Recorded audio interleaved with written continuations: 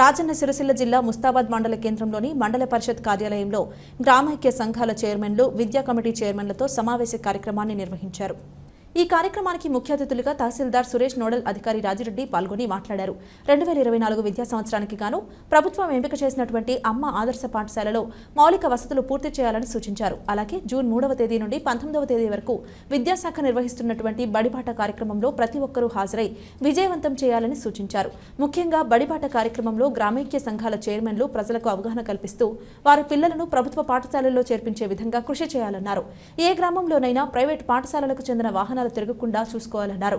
ముఖ్యంగా ప్రభుత్వ పాఠశాలలో అందించే నాణ్యమైన విద్యపై పిల్లల తల్లిదండ్రులకు అవగాహన కల్పించినప్పుడే వారి పిల్లలను ప్రభుత్వ పాఠశాలలకు పంపిస్తారని వెల్లడించారు.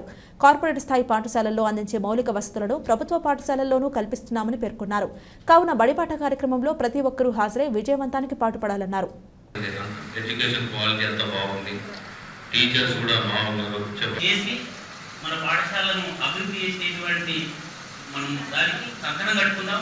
మనమందరం కూడా అందులో భాగస్వాములు అవుతాం.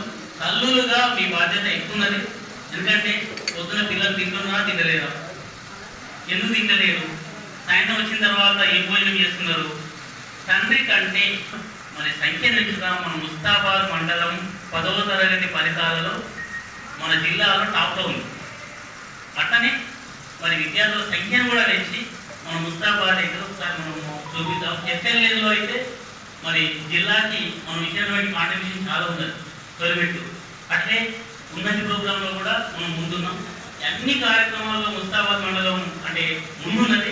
ఇందులో కూడా ఎక్కువ సంఖ్యను మనం చేర్పించి ముందున్నామని మీకు అందరికీ రిక్వెస్ట్ చేస్తూ, మీకు అందరికీ కూడా పేరు పేరున ధన్యవాదాలు తెలియజేస్తూ మరి సమావేశాన్ని